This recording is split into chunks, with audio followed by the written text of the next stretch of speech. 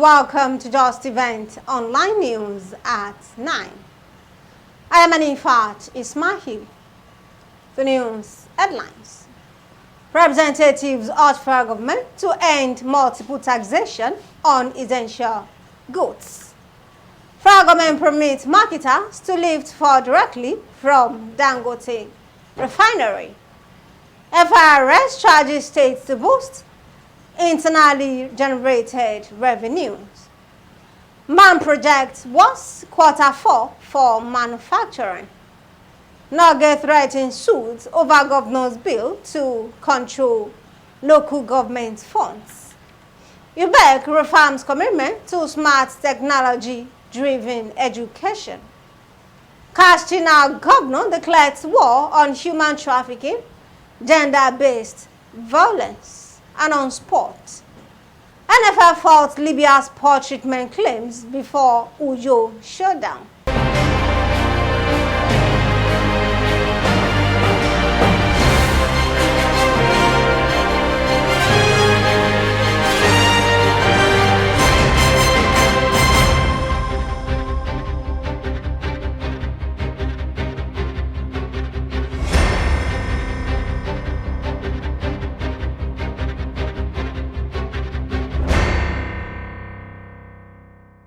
Now the news in details. In order to address the country's economic hardship, the House of Representatives has called on the federal government to review its current tax policies, particularly those on essential goods, to ease the burden on Nigerians.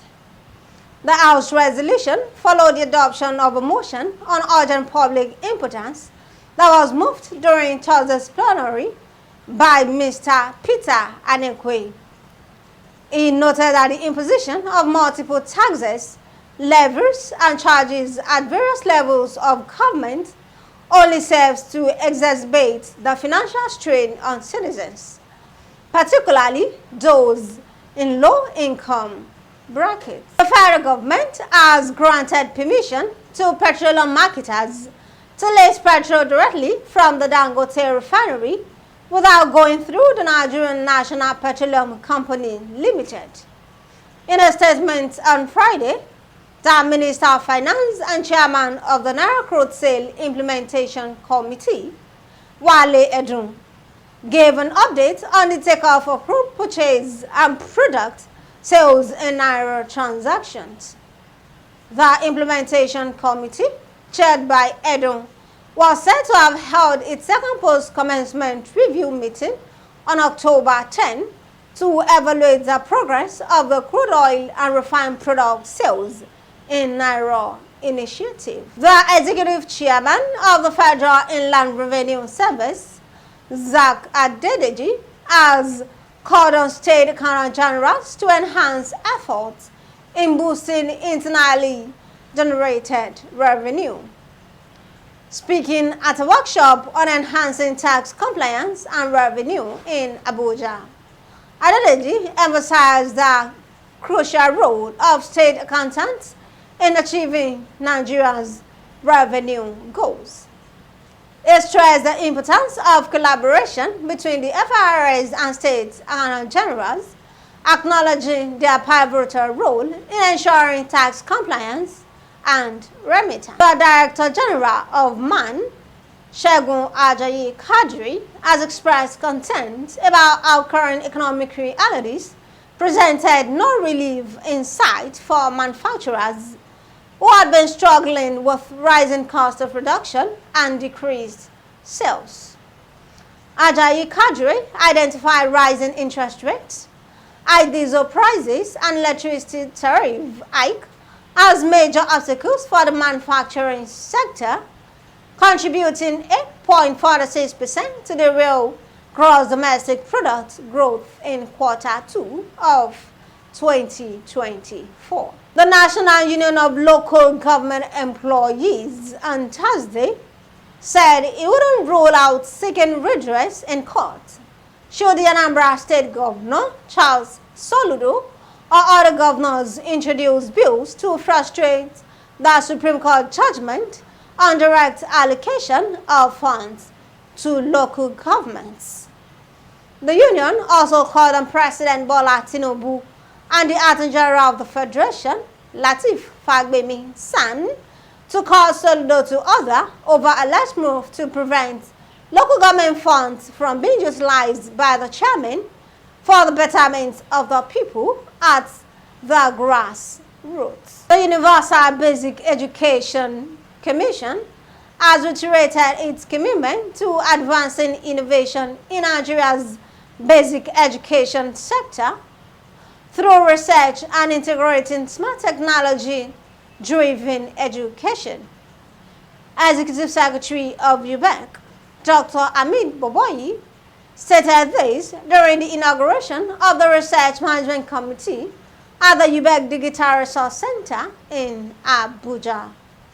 He emphasized that the Commission's research project will be aligned with the nation's goal of achieving a technology-driven education system. Katsina State Governor Diko Rada has declared his readiness to combat human trafficking, sexual and gender-based violence, and violence against persons in the state. The governor made the declaration on Thursday while hosting the State Task Force Committee led by the Attorney General and Commissioner for Justice, Fadila Diko.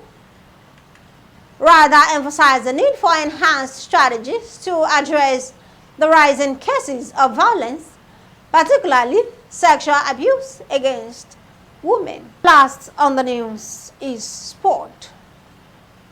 The Nigerian Football Federation has rejected claims of poor treatment on arrival in Nigeria by the captain of Libya senior men national team, Faisal Al-Badri.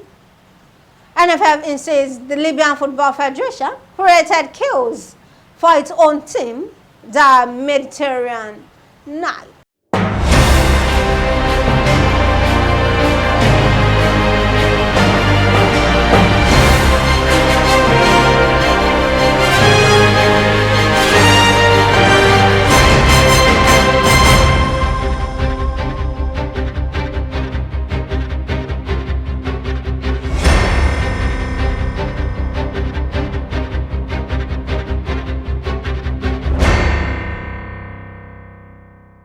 And that will be all on Justeventonline news at 9.